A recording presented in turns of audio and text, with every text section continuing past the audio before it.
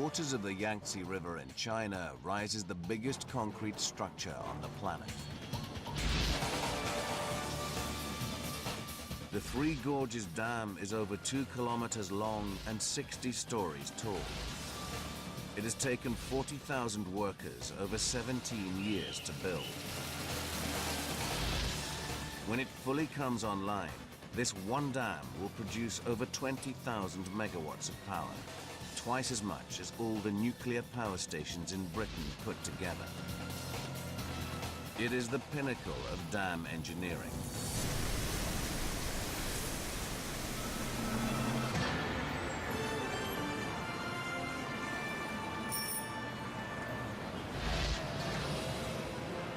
China is one of the fastest growing economies on Earth. To fuel the need of its ever-accelerating industry, the nation needs more power.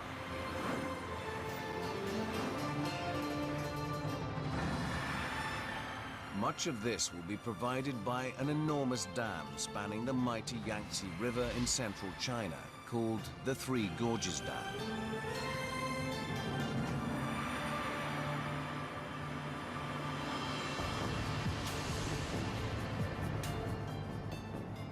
Our cameras have been granted privileged access to capture this amazing feat of engineering in its full glory.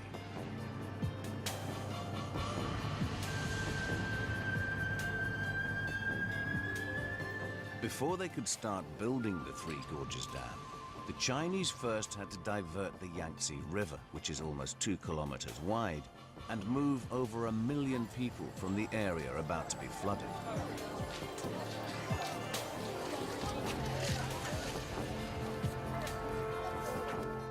And when they filled the reservoir behind the dam, the huge mass of water actually slowed down the speed of the Earth's rotation by a fraction. Well,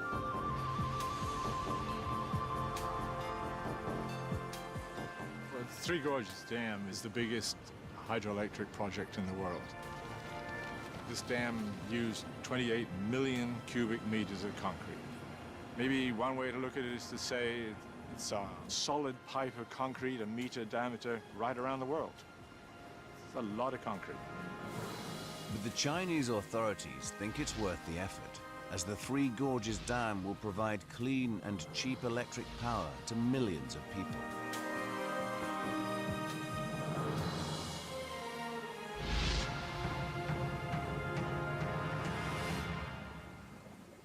British engineer Robin Charlwood has been working on the dam since 2003 and is still impressed by its scale.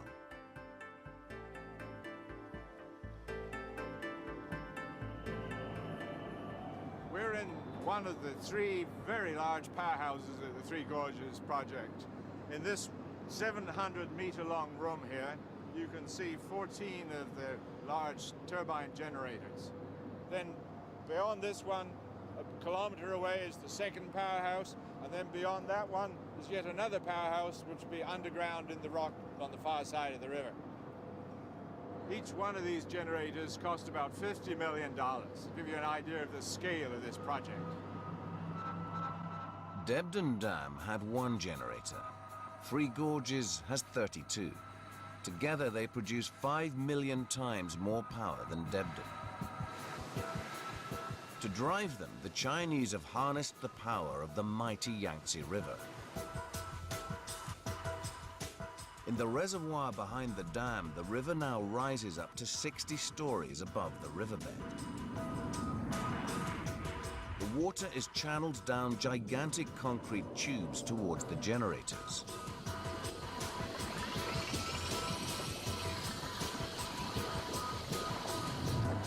Here, the torrent of water hits the turbines and makes them spin. This motion is in turn transferred to the rotor of the generator. This is fitted with massive magnets, which move past copper coils in the casing to generate electricity. Just one of these machines makes as much electricity as a small nuclear power plant. All 32 generators together produce enough power for 60 million Chinese.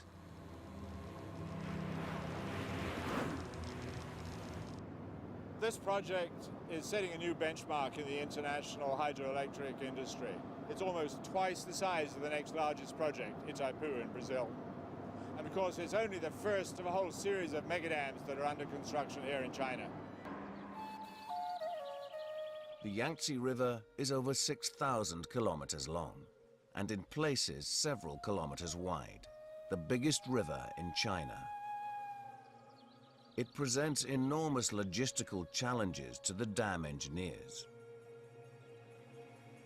As the Yangtze rises behind the Three Gorges Dam, it will flood over 150,000 acres of land along its banks. So the Chinese have to relocate over 1 million people from the land behind the dam. Thousands of new houses have to be built for the displaced citizens to live in. Then the engineers can begin to dam the river. We're standing here amongst some of the rocks and these precast concrete blocks that were used to create the cofferdams to control the river during the construction of the Three Gorges project. Controlling the river to allow the construction of this huge project was clearly a major undertaking. I mean, the Yangtze River is one of the largest rivers in the world, very fast, very deep. So building these cofferdams and to allow a safe construction was a major operation. The Chinese claimed that this was the largest and most difficult diversion ever undertaken for a hydroelectric project, and you look at the scale of it, they were absolutely right. This was huge.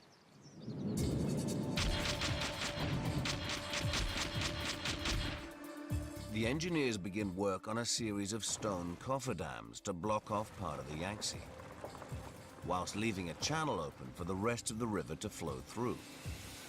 They build the first 2 sections of the main dam on the dry riverbed. Then they dump tons of earth into the river, and on top of it build another cofferdam, this time from concrete. With the river held in check behind it, they can finally build the last section of the dam. Then they must remove the cofferdam so that water can flow through the turbines of the main dam.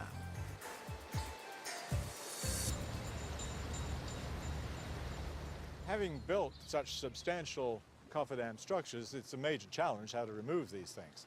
So in the earlier stages, where they were built of very large rocks like this, then that could be handled with big excavator equipment, relatively conventional. But in the final stage, where they had a solid concrete wall to remove, this required some serious innovation. Unlike the cofferdam in Marej, the Chinese version is too tall to simply leave it in place. So the Chinese engineers build it leaving holes for explosive charges. On the 6th of June 2006, they filled them with 190 tons of dynamite and hold their breath.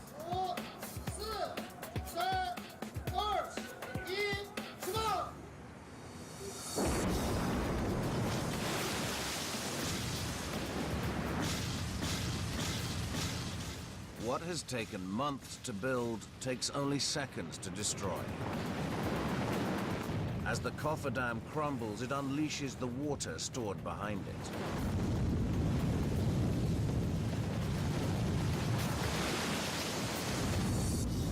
It's the final test for the Three Gorges Dam, and it holds.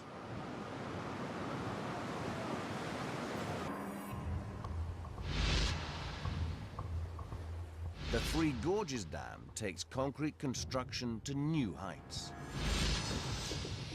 You look at it, you can just picture the thickness of the concrete at the base of the dam, the height of it, 180 meters, and it's 2 kilometers long. So it's a colossal amount of concrete.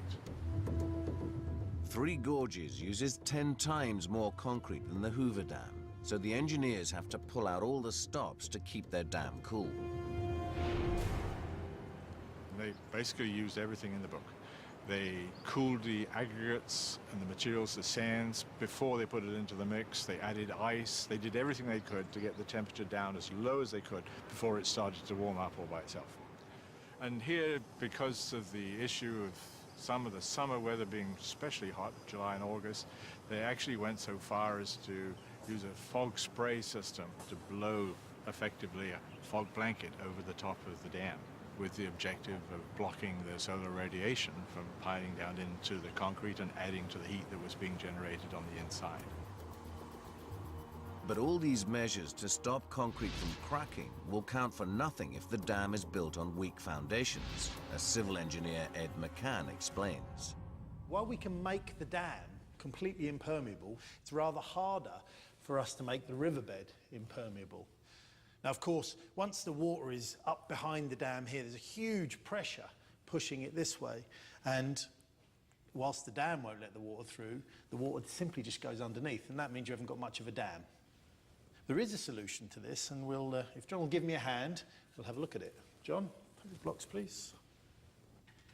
What you've got here is basically a pipe network. These are a series of vertical pipes that go down into the riverbed with little holes in the side of them. And we connect them up to a high-pressure pump. Of course, it wouldn't be this, but it would be a big pump. In this pump, what we've got is a watery grout. It's just cement and water. And when that cement and the grout goes hard, it creates an impermeable barrier. Just this time, it's in the soil. So we'll have a go. Here's our high-pressure pump. So if I squeeze that really hard, there we are. And pretty much straight away, you can see the grout coming out and running through the soil and spreading out, which is exactly what we want to see, of course. And you can see in some areas it goes a long way, and in other areas it doesn't get through. That means that the soil is denser and less permeable there. But that's fine, because what you do is you drill more holes down into the areas here, and you squirt more grout in, and you keep going until you've got a continuous curtain underneath the dam.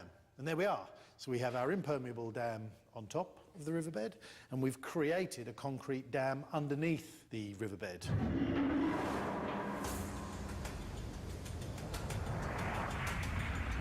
To create an impermeable concrete curtain beneath the Three Gorges Dam, engineers drive 100 kilometers of tubing down into the granite bedrock.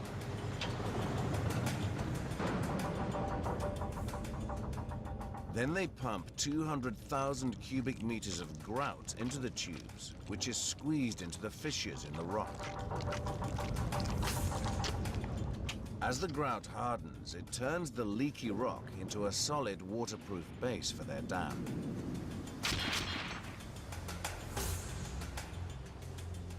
Now the Chinese engineers can be confident that the Yangtze will not undermine their dam. Basically, the dam holds back a large volume of the water during the flood period. Here it can hold back about 22 billion cubic meters of water. And then it's released in a controlled way through this system of 46 spillway gates and these chutes that you can see below me here. The design of a spillway like this has to deal with the force of the water as it drops over 100 meters in this case here, and then achieves huge velocity at the bottom of the dam. To deflect the force of the water crashing down, the Chinese use technology similar to the Grand Coulee. As the water levels rise, engineers open a series of gates to drain the floodwater from the reservoir. But if the water fell straight down, it could undermine the foundations of the dam. So the engineers fit the spillway with concrete chutes. Unlike the Grand Coulee ramp, which is underwater, the Three Gorges chutes hurl the water into the air. Once airborne, the water breaks up into small droplets and loses much of its destructive energy. It lands over 100 meters downstream, where it can't do any damage. So now when they open their spillway gates, the Chinese have nothing to worry about.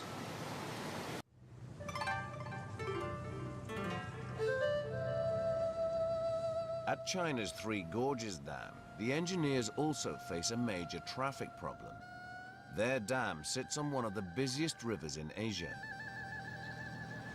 The Yangtze is a really important waterway for navigation traffic in China, leading all the way from Shanghai, the coast, up to Yicheng, all the way to Chongqing.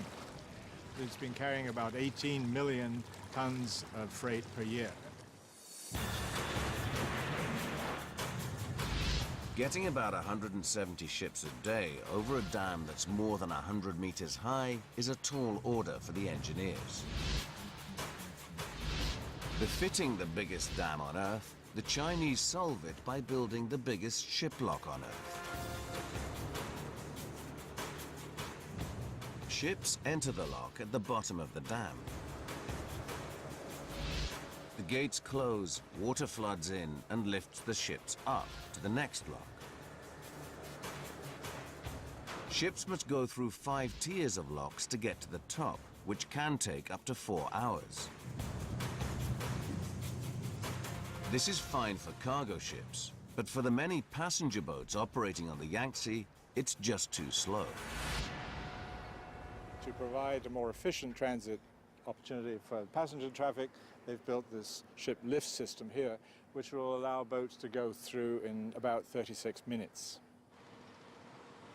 Unlike the ship lift at Krasnoyarsk, the one at the Three Gorges will lift ships straight up, like an elevator.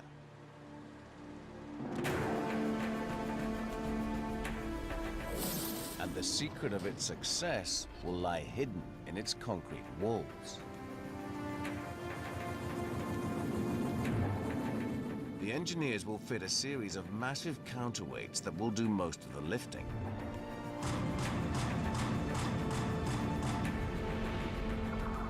Sixteen 1,000-ton concrete blocks will be connected by cables to the steel trough that will carry the ship and the water it floats in.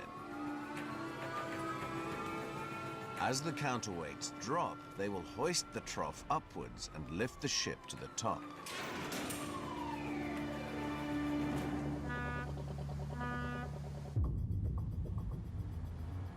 This ship lift here is 113 meters high and can handle vessels up to 3,000 tons.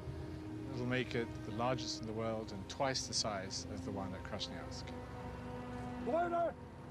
Certainly when you look at the structure now, it's got a ways to go in terms of construction. It won't be finished till 2015, but it's clearly huge. It's another very impressive achievement underway here. The Three Gorges Dam produces more power than any other, but that's not the main reason it was built. The Yangtze River is notorious for its really severe flooding. Over the last 2,000 years, there's been about one major flood every 10 years. In 1931, there was a really bad one, killed about 135,000 people, destroyed almost 2 million homes. And so this is the main reason why they've built the Three Gorges Dam, is to control this terrible flooding problem. The dam blocks the path of the destructive floodwater. The water is stored in its reservoir and is then released in a controlled way.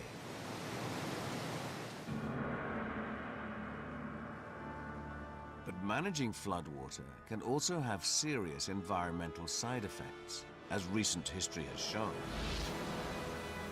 In 1970, Egyptian engineers built the Aswan High Dam across the River Nile to control flooding.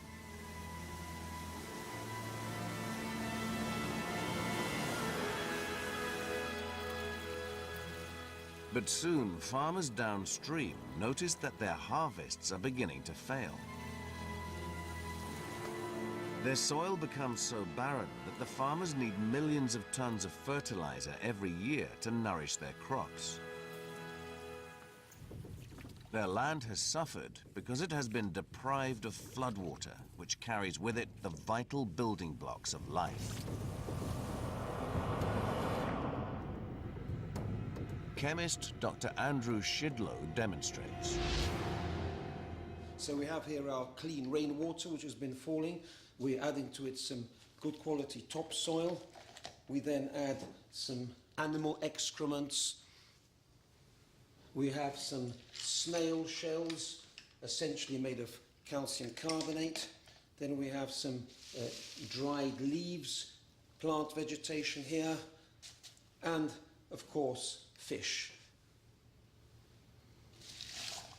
As the storm proceeds, as the water starts to flow rapidly, all of these ingredients get mashed up in the hugely violent storm waters which occur.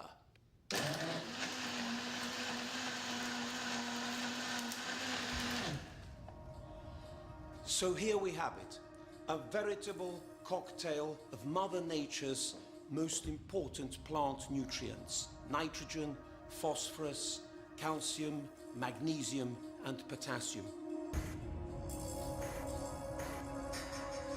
But if floodwater stops flowing, these nutritious particles of silt will begin to settle. This is a big problem, especially at the biggest dam in the world.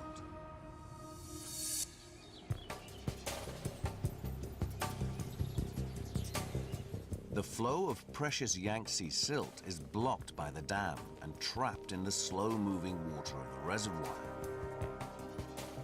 It rapidly sinks to the bottom where it builds up.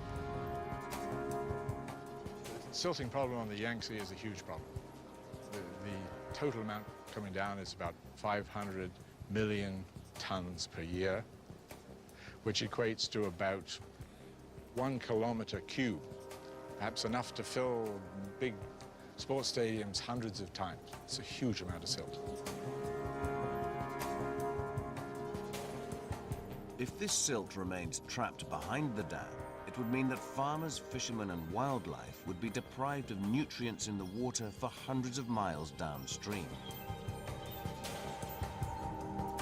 And the tons of settled silt or sediment could build up in the reservoir and threaten the dam itself. Basically, sediment falling into the reservoir here would reduce the capacity, the reservoir capacity, and would eventually perhaps interfere with the ability to run the turbines if it came up that high. Cleverly, the Chinese engineers exploit the power of floodwater to flush the sediment out of the reservoir and send it downstream.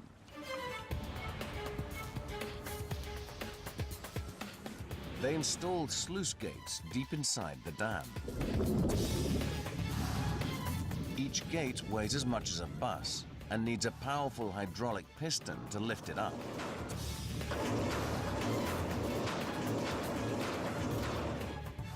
When the operators open the gates, floodwater rushes over the trapped sediment and sweeps it through the dam.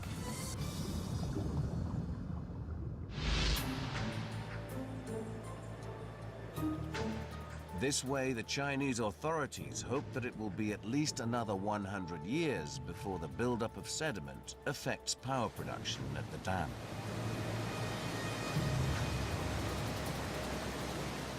But even the clever purging system cannot carry all the sediment across the dam.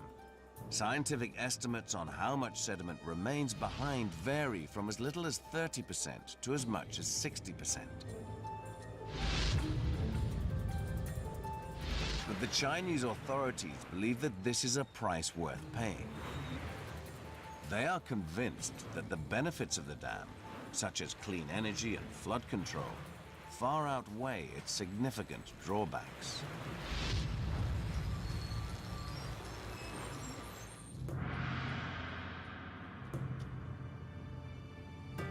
As the Three Gorges project draws to completion, its scale is breathtaking. Even with some of its turbines still to be switched on, it produces more power than any other dam in the world. Standing on the shoulders of historic engineering giants, the Three Gorges really is the ultimate hydroelectric dam. Until someone builds an even bigger one.